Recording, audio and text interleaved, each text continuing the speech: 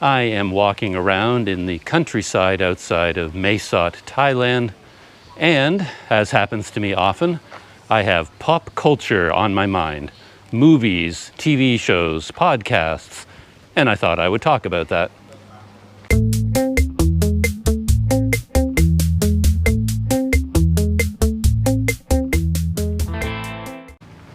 I think I'm a bit late to the party with this one because everyone and their aunt and uncle seem to be talking about it already, but I just watched it recently, and that is the hit show, The Queen's Gambit, starring Anya Taylor-Smith, I guess.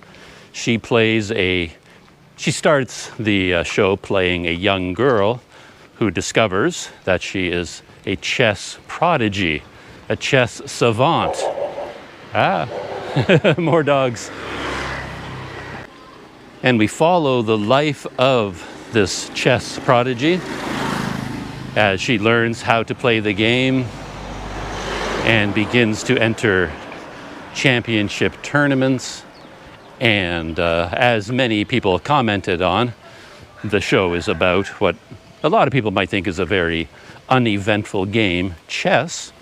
But the TV show about that game is actually very good, and I'd even call it captivating.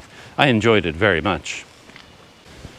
Even though I like the show very much, and I would even watch it again, I think it has great rewatchability factor. At the same time, I don't know that I have a whole lot to say about it. I know a little bit about chess. I know how to play the game. I have played it. I'm not very good at it, but I do understand the rules. And if someone who is a master at chess is talking about it, I know just enough to be able to keep up with them. I can sort of glimpse the ideas that they're referring to. I might be able to think one or two moves ahead, but of course, a savant-style chess player sees the whole game at once. They see the whole board as sort of an organic thing, and they can just see everything all at once. I of course, have never come close to anything like that. But as I said, I know what the pieces do, and I know how to play the game. So I did not have to get over any kind of a chess barrier to enjoy the show. And beyond that, Anya Taylor-Smith, I mean, she carries the whole show. She is so good in it, both when she's younger and older. She's captivating when she's looking into the camera. And that has helped a lot by the setting of the show. They seem to focus a lot on the fashion and architecture and style of the day of the 50s and the 60s and perhaps into the 70s, the decades that this show took place in. The fashion, I'm not a fashion guy. I mean, look at me. But I can appreciate good fashion, I think. And if you like fashion, the show, The Queen's Gambit, really is a delight, especially as she gets older and becomes more successful and has money to spend on clothing. So her clothes become more and more and more representative of the decades that she's living through. So it was a fascinating show just from a design point of view, from a fashion point of view, architecture, the game itself. And apparently all the games that they play in the show are based on real games that masters of chess have played over the years. So it has that going for it. And when they're talking about chess, they're talking accurately. And that's something I can really appreciate. And one interesting thing about it is that it's not just Anya Taylor-Smith's character. She's in a world of chess tournaments and interacting with other chess players, you know, the best of whom are also the champions of the United States that she's competing with. And they can be quite the characters. And these characters were so well fleshed out and so unusual that as I was watching the show, I thought they were real people. I really did. I thought these actors were portraying actual chess rock stars from the past. I just got that feeling from them. So, those have to be real people. And I was surprised to find out that they are all fictional. They might have been loosely based on a random set of chess players. I don't know about that. but they're basically fictional characters. They're not playing real people at all. And that, again, is a testament to the quality of the show, that they convinced me that they were actually playing real chess players from the past. So that is the Queen's Gambit. Very enjoyable. As I said, I could watch the whole show again. I could start it today and binge the whole thing all over again and enjoy it very much. Another show that just started recently, it's being released week to week, not nearly on the same level, but at the beginning I enjoyed it. It's a show called Next. And this feels like more of a regular made-for-TV TV show. Something like the Queen's Gambit feels like something you could go to the theater to watch. It has the quality of a movie, even though it's a TV show. Next is very much a TV show that one would expect to see on TV. But what caught my eye about this show, Next, with a capital X, is that it is about a computer program, an AI, artificial intelligence, that goes rogue, escapes from its creators at the computer software company, goes out into the world, becomes self-aware, and of course, goes evil. It's the classic AI escapes, gets out there on the internet, and then tries to take over the world. And usually in about a nanosecond, these computer AIs all conclude that the human race is some kind of a virus on the planet that needs to be wiped out immediately. So that's the plot we're dealing with here. A computer trying to wipe out the human race. So that's what caught my eye initially. What kept me watching the first couple of episodes was the star of the show, John Slattery. And you might know him better as Roger Sterling from the show Mad Men. And to me, he stole every scene in Mad Men that he was in. He was so good as Roger Sterling. And his character in Next has that same dry wit about him, kind of a captivating. He has charisma. He's a charismatic guy when he's in front of a camera, John Slattery, and I thought his character was very well portrayed. He's the guy who's the founder of the computer company that creates this artificial intelligence, kind of a Steve Jobs, Elon Musk kind of guy. He's brilliant at a level that no one else can understand, and he's so brilliant it leads to some arrogance, and he's so successful he doesn't have to worry about anyone else. He doesn't care what anybody thinks about him or anything that he says. He's not diplomatic. He just says what he thinks, and if you find what he says insulting, well, that's your problem. And he's just a great character, and I stuck with it for a while. But I've reached, I don't know, I think we're up to episode 4 or 5, and I'm kind of giving up on it. It's sort of devolved into some topics of the day, things that are in the zeitgeist in the United States that feel kind of shoehorned in, and a lot of melodrama. They're straying away from the technology and moving more into melodrama and people being all overwrought about relationships with their family members and things like that. And I want to get back to the technology. What's the AI doing, and how are they going to defeat it? Will it destroy the world, or will they, that's what I want to follow. That's the story. But it's kind of drifting away from that. And as I said, it's very much a made-for-TV TV show.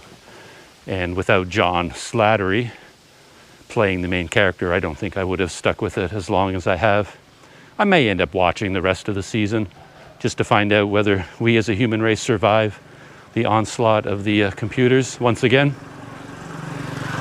But I don't feel particularly compelled to do it. Another show that is being released weekly right now is season 2 of His Dark Materials. I watched season 1 and I was very impressed with it. I enjoyed it very much. It stars a young girl. The actress's name, I think, is Dafne Keen, and she plays Lyra Belacqua, or Lyra Silvertongue. And she is at the heart of the plot of this story. And she is a delight in front of the camera as well. This actress, she carries the whole show for me. And she has and she's the hero of the story. And as they say, a hero is only as good as the villain. And the villain in this show is also very good. Played by Ruth Wilson, I believe. Excellent actor. Her character, Marisa Coulter. And she is part of this massive, kind of orthodox, conservative organization that is in control of the world called the Magisterium. And she is the villain to Lyra, Belacqua's hero. And I'm not going to give anything away about the show. Everything I'll say now is in the trailer. If you're one of those people that don't even watch trailers, then don't listen to me, because I'll say something about the storyline. But I won't say anything more than what you know from the trailer, or even what you can figure out from the opening credits. And that is that this story is based in a universe of alternate worlds, the many worlds theory. So in fact, there are hundreds, thousands, maybe millions of worlds all coexisting, and each one is kind of a copy of the other, but slightly different. And a lot of the plot is driven by characters becoming aware of other worlds and moving between them and solving mysteries and finding out how their worlds are connected. And then, of course, they all end up facing a giant threat, an existential threat that is threatening not just their lives or their world, but all of the worlds. So the stakes are very, very high in his Dark Materials. And the world building is exceptional. As I said, did I say this? It's based on a series of books by Philip Pullman. And you can really feel that it's based on books, because the worlds are very rich and highly detailed. And the most interesting thing about that is that in Lyra Belacqua's world and Marisa Coulter's world, the one where we spend most of our time, every human has a companion animal. And they call these animals demons, but not D-E-M-O-N, it's D-A-E-M-O-N. So it's not a demon as you think of it. It is more like a magical creature, and perhaps a magical representation of the human soul. So every human that is born has a demon, and this magical creature takes animal form. And when you're young, it can switch from one animal to the next. It can be a snake, it can be a bird, a mongoose, a monkey, a tiger, a bear. It can be anything it wants to be, and it switches form based on the situation you're in. And then when you reach puberty, the demon fixates in one form, and it becomes your animal companion for the rest of your life in that form. And the relationship between the humans and their demons is really fascinating. There's a lot of conflict in this story, of course, so we always have characters facing off. So you have two humans on opposite sides of an issue, fighting each other, either verbally or even physically. And while they're facing off, their demons are also facing off. So you end up with all these incredible situations where a snake is staring down a rabbit, or an orangutan is in conflict with a butterfly, or something like that. You get all these weird pairings of animals that are in conflict as their humans are in conflict. And I just find that really kind of fascinating. And Lyra's demon has a very, very engaging personality. Its name is Pan, and they talk to each other. These demons can speak. They have an intelligence and a self-awareness all their own. So they're like other characters in the show, and our characters talk to their demons all the time. The humans are really in control of where they go and what they do, and the demon animals kind of just go along for the ride, but help them out all the time. which makes for an interesting relationship as well. But Lyra's demon, Pan, is a delightful character, very much perhaps in the style of a classic Disney animal sidekick, very friendly and engaging. But Marisa Coulter, her demon is this evil monkey, and this thing has a terrifying presence. It's really something. More dogs. And every time that monkey is on screen, I'm terrified watching it. You just never know what this creature is going to get up to. And it has that evil intelligence in its eyes that you can just see. And yeah, it's really quite an incredible character. So yeah, his Dark Materials I'm enjoying very much. Strong plot, I think, really strong characters. Dafne Keen as Lyra Belacqua is amazing. She convinces me that all of this is real. Everything we're watching is completely real. I get completely absorbed and lost in the show. And if you start with season 1, you get all of that. And on top of that, you get polar bears with battle armor. You haven't lived till you've seen one of those. You get witches. You get medieval architecture and medieval technology mixing with modern 21st century human technology as we understand it. All kinds of stuff going on in this show.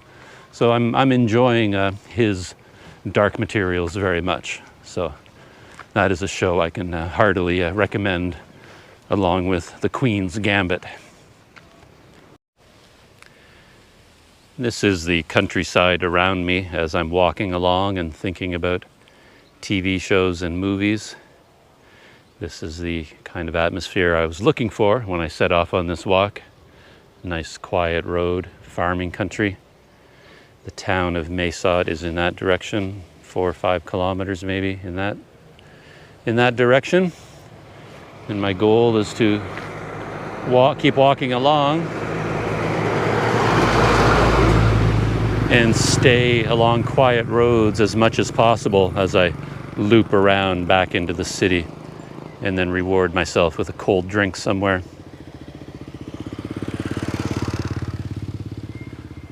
The main way to get back to the town is a main road up ahead that I know about, but it would be a very busy, highly trafficked road as well. So I'm going to try and stay off of it if I can, as much as possible. Given my interests in general, you can assume that I'm watching The Mandalorian Season 2 as well as it is coming out. And I'm enjoying each episode very much. It's one of the shows that when it comes out each week, I'm very much looking forward to. I'm eager to watch it. And after I watch each episode, then I dive into my YouTube culture and watch all of the reviews of each episode, all the people who track down all the Easter eggs to do with the Star Wars universe. And then I watch the YouTube video reactions to each episode, so I kind of enjoy it again each time I watch one of the reactions. Yes, I'm one of those people. I love YouTube reactions. Yeah, I love YouTube, what can I say? But having said all that, I'm not going to rave about The Mandalorian to the extent that other people are. And a lot of people do rave about it. People are praising it a lot. And it's good, it's okay, but I do have issues with it, mainly to do with plotting and logic. And perhaps that's one of my quirks. In terms of plotting, maybe that's not a quirk, because for a show to be really good, it has to have a strong central narrative drive, in my opinion. And all the best shows have those.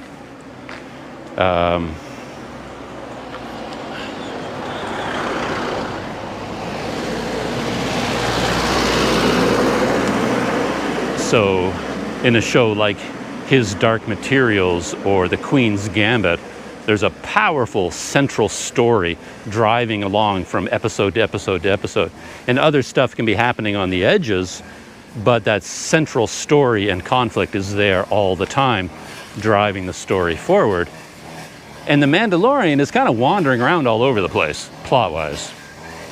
And a lot of people are praising that because it has an episodic nature, almost like the original Star Trek series, something like that. Or actually it makes me think a lot of the old 70s TV show, Kung Fu. Kwai, Caine, I think was the name of the hero, a Kung Fu master who's on some kind of a quest in the American Old West. And every hour-long episode is him wandering into some random town, running into some people there who need help, and he uses his wisdom and his calm and his sense of justice and his Kung Fu skills to fight the bad guys and help the good guys. And it's a standalone episode. And you understand that that's what it is. Kung Fu and Star Trek, the old, the original series, each episode was a standalone story. The same characters week to week, and some similar elements, but there's a story that begins and it ends in one episode, and you know that and you expect it. Kung Fu, Kwai, Chang, Caine shows up in a town. There's somebody evil there. He's hurting the good people. He somehow always lands in the middle of it. Every time he walks into a town, and his whole demeanor, everything he says is always, I don't want any trouble. And yet the trouble always finds him. He saves every town he wanders into. And that's fine, and it works really well. And people say Mandalorian is like that. It is like a gunslinger, week-to-week episodic show. He's a bounty hunter, he's a gunslinger. In every episode, he's in some new place, gets involved in the local drama, and ends up fighting the bad guys and saving the good guys. And that's great, but that's not what the show is about. When the show started, it was all about Baby Yoda.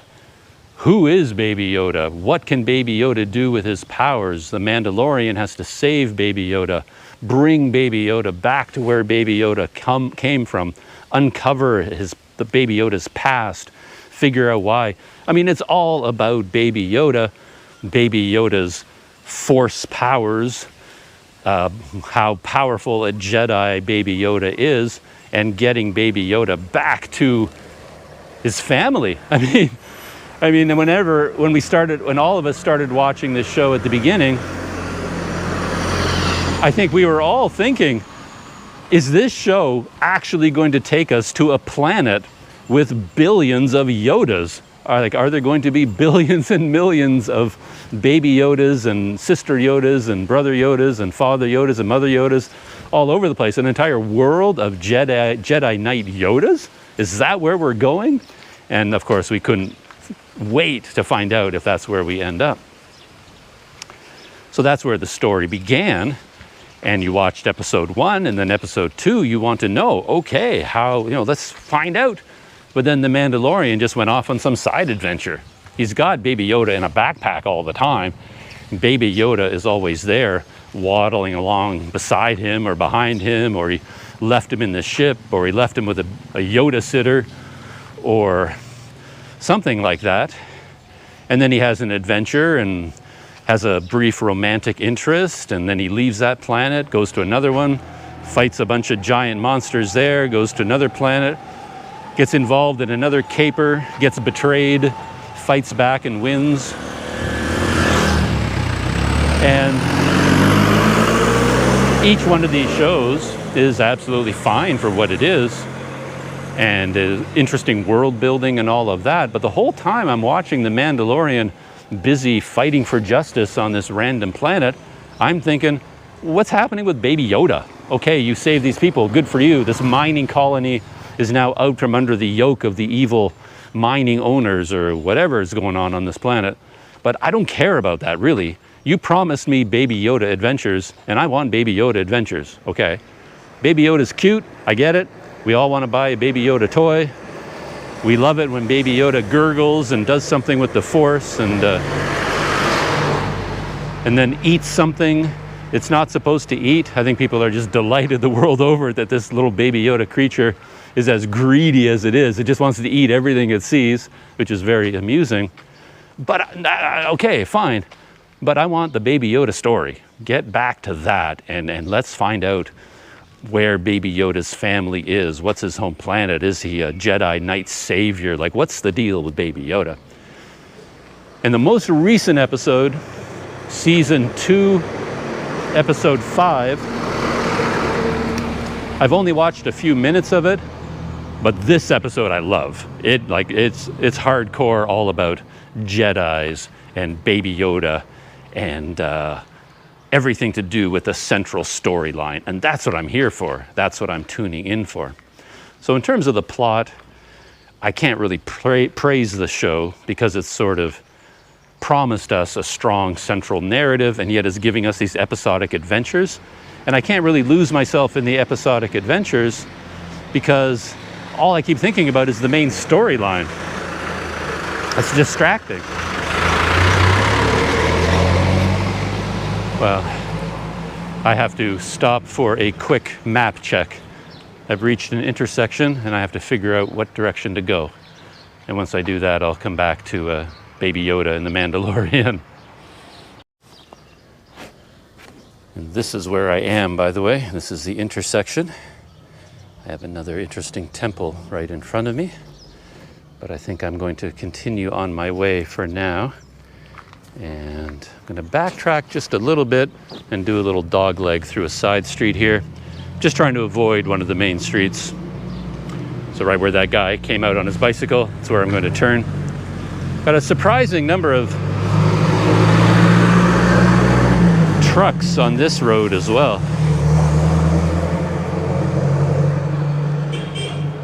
It's amazing how busy places like Thailand can be. I'm out in the countryside and look, it's like a truck traffic jam up there on this tiny road that feels like it's going nowhere, and yet it's going somewhere. All those trucks are going somewhere. Back to the Mandalorian. So that's one of my issues with this show, this conflict between its episodic nature and that driving narrative at the center that I really wish we were following. Though I'm not super upset about it because I really do enjoy each episode. And as I said just now, episode 5, season 2, might be chapter 13, I don't know. They seem to really have committed to the central story hard. And we learned a lot. I haven't finished the episode yet. I've only watched the first 10 or 15 minutes. But we dive right into the history of Baby Yoda. And in fact, I was watching the episode just before I came out into the countryside for this walk because I could feel I was really getting sucked into the story and I didn't want to lose the sunshine of the day. So I forced myself to turn it off, grab the camera and go out for a little bit of exploring. So the show, from the plot point of view, might be redeeming itself in my eyes. And the other issue is something that perhaps is my own burden to bear, perhaps. I'm a fairly logical fellow when it comes to people's motivations and what they do in TV shows and movies. Things need to make sense to me. And the whole world of The Mandalorian, for me, it works as a side character. I mean, this all started with Boba Fett, right, in the original Star Wars trilogy. Boba Fett, this bounty hunter with a cool helmet, who I think dies, right, in the Star Wars trilogy pretty early. I may be giving the impression that I'm a real Star Wars guy, but I'm not actually. I enjoyed the first 3 movies, the original trilogy. I like those. Everything after that, no use for it at all. So I'm one of those guys. Don't even talk to me about anything after the original trilogy. And I know nothing about the whole universe, the comic books, the novelizations, the cartoons, the Clone Wars, all this stuff. People that do the reaction videos on YouTube, my goodness, do they know a lot about Star Wars? I didn't know there was that much to know. But anyway, every time a new character shows up in The Mandalorian that they recognize from a comic book or from a TV show, they lose their minds with excitement, and it's genuine. They're not faking it. They are just over the moon. They're like, oh, that's, and they reference someone from some TV cartoon, Star Wars show, and I have no idea what they're talking about. So I'm not really heavily into Star Wars. I'm not a Star Wars nerd, is what I'm saying. But I pay attention, and I know who Boba Fett is, at least to the extent that he was this minor character, a bounty hunter that wore this funky helmet. So from that, they've created this entire world of the Mandalorian, and the conceit, of course, the conceit is that these Mandalorians are some of the greatest fighters in the universe. Their armor, made of Beskar, is impenetrable to pretty much everything, and it's more valuable than diamonds, gold, and platinum all put together. And they live in secret. They're living in hiding for some reason, something to do with politics, I don't know. And they never remove their helmet. It's part of their code that the helmet never comes off. And I've assumed from the very beginning that at some point, if this goes on into season 2, season 3, he's going to take his helmet off. He has to. It was hard enough maintaining this I wear my helmet all the time joke all through season 1, and now in season 2. For me, it's getting pretty ridiculous. All you think about is the helmet. It becomes such a distraction to the story and a distraction for the character. You're watching him going about his daily life, and sure, a helmet is pretty useful, when you're fighting the bad guys and they're shooting blasters at your head and the blaster bolts bounce off your head because you're wearing a helmet. Well, that's awesome. Saved your life. But when you're having a cup of tea, yeah, take the helmet off. Take a shower. You got to clean up once in a while. Even a Mandalorian has got to get a bit sweaty inside that metal armor, that Beskar armor. So all you do is end up thinking about that dumb helmet. Is he ever going to take it off? How does he eat? How does he sleep? How does he drink? How does he take a shower? And it's not just the daily life activities, but fighting as well. Clearly, the best fighters are the ones who can see everything.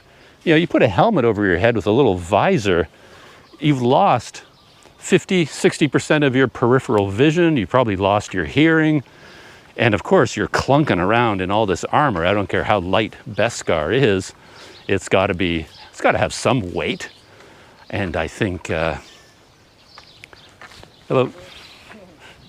someone who has clear eyes and was wearing no armor is going to be a far better fighter than some medieval, oh yeah, that's what I mean. Just think of some medieval knight on horseback wearing one of those helmets with a slit and 200-300 pounds of steel on his body. Once he gets knocked off on his horse, he's pretty much helpless. Armor has a role, but anyway, see what I mean? These things bug me. The whole helmet thing bugs me. And you kind of need to explain to me how the helmet works for fighting. You get interesting glimpses now and again in the show where you see that just like Iron Man, inside the helmet, it's actually very high tech, and his armor is filled with sensors. So he's got thermal vision and X-ray vision, and he can see heat. He can see old footprints. He can see all these kinds of things inside his helmet. So the helmet probably does give him an advantage in terms of fighting. It's not like it blinded him. It actually increases his sensory input through all of the technology built into the helmet. But I need them to explain that to me because they don't explain it enough. And I end up looking at him all the time thinking, man, that helmet is dumb.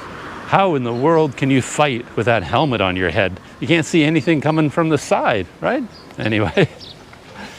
And then the whole Mandalorian culture kind of annoys me too, because the whole point of the Mandalorians is they're supposed to be a secretive society of bounty hunters who live in underground colonies hidden from the world and nobody knows they're there and they're on the prowl.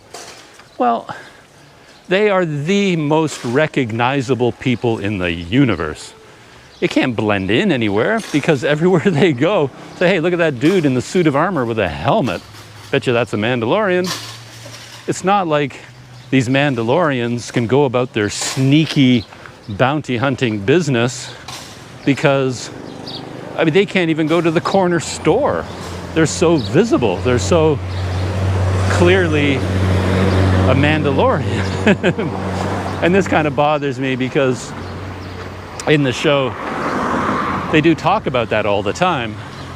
They talk about the secret Mandalorian world, and our hero, the Mandalorian, he's on a quest to find other Mandalorians, and he can't find them anywhere because they are so clever at hiding.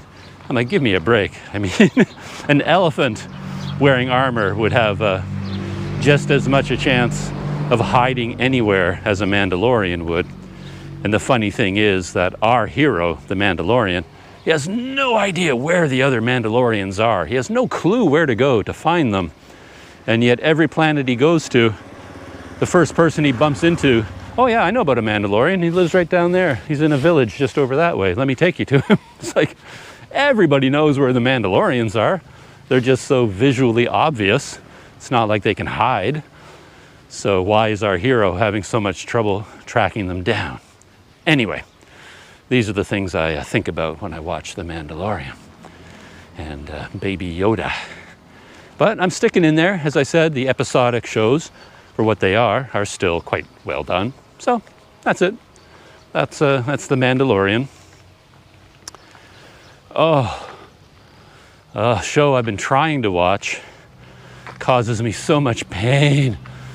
Deep, deep into my soul. I'm trying to watch the new Star Trek Discovery. And apologies to you if you watch this show and you like it. Oh, I try to watch it, but it is so bad, so awful. The strength of the original Star Trek for me was the episodic nature of it. Each hour-long weekly show was a new adventure, and of course it was all based on the characters, the classic trio of Kirk, Spock, and Dr. McCoy, having all these adventures together, and then the other side characters. But Star Trek Discovery, what a slog this show is. And it has real plot problems because now in this new season, again, I'm not giving anything away because this is everywhere in the trailers and everything, our spaceship, the Discovery, has, for many complicated reasons that I never really fully understood, to be honest, went ahead in time through a artificial wormhole, and they went 800 years into the future. And to me, that screws up everything in my head because now they're 800 years in the future and technology has advanced by 8 centuries. So they are now in a world where the technology far outstrips anything they ever had.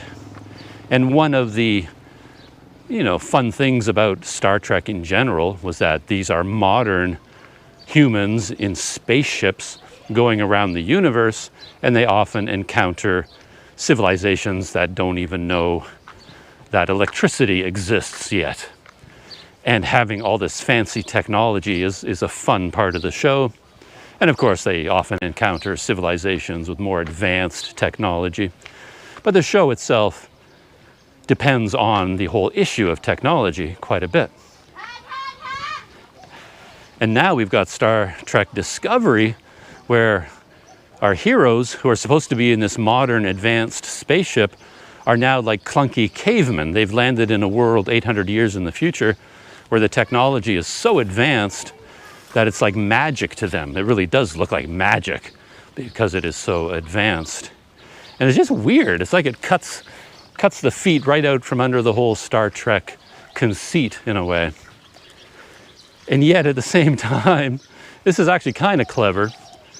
The Discovery has a new type of drive that allows them to instantaneously go everywhere in the universe through some kind of a mycelia network, like a spore, like a mushroom drive. It's really weird. But they do have this one piece of technology that they don't have in the future. So even though they're way, way primitive compared to where they are, they do have this one thing that nobody else has. So that is kind of interesting. But the hero of this show, oh boy, and the melodrama, I mean, they pile it on by the dump truck load. I don't care about all that, about your feelings about being 800 years in the future and all of your friends and family, you left them behind in the past. I get it. That's painful. You're sad. Get over it. Do Star Trek stuff. But no, they have to sit down with other people on the Discovery and talk about it and therapy sessions, and the melodrama just goes on. And our hero speaks in this whisper all the time. It's like she doesn't have a normal voice. So she's talking to someone and it's this overwrought whisper. We have to save them. We have to go to the other planet. We have to find this box and we have to do this. And I'm like, why are you whispering? Speak.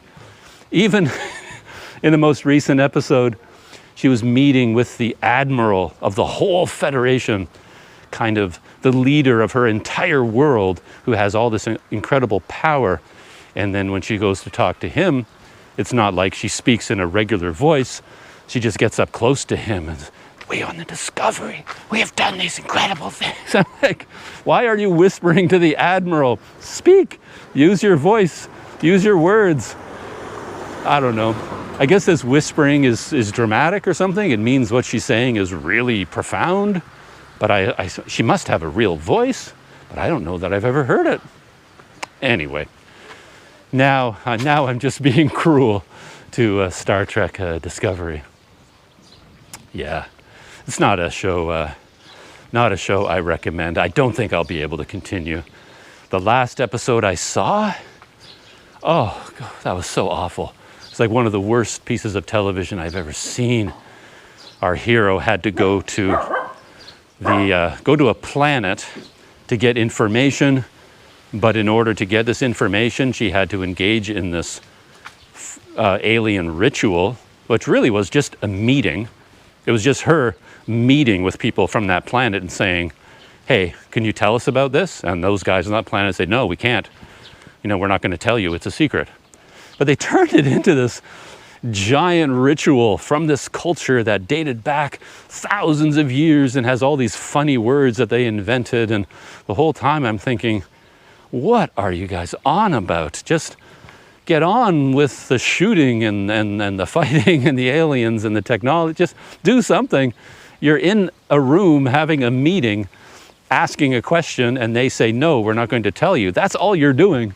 You can pile on tons of alien verbiage on top of it and call it some sort of a ceremony if you want, but you're really just standing there talking for an hour. Anyway, it was so bad. It will take a lot for me to watch the next episode when it comes out. I will have to have nothing else to do. I might even watch it just so I can like fast forward through it. Like I'll just zip through to the end and find out, okay, what happened. I could read the Wikipedia entry for the episode, and that would be enough for me just to know what happened. I certainly don't need to hear another hour of her whispering dramatically about all these important things and my feelings and how I feel about everything and how you feel and how they feel. Let's all get together and talk about how we feel. I was like, oh man, please, please, please just stop. I couldn't take it anymore. I have no idea where I am. Not the slightest. I'm in some small roads. Time for a map check. This is where I stopped for my map check, just to sit down out of the sun for a few minutes. And as I'm getting up, I noticed that the table has a chessboard built into it with tiles. It's kind of cool, considering I was just talking about the Queen's Gambit. And I now know where I am, and I think I can continue following these smaller roads and zig and zag and make my way back to Mae Sot.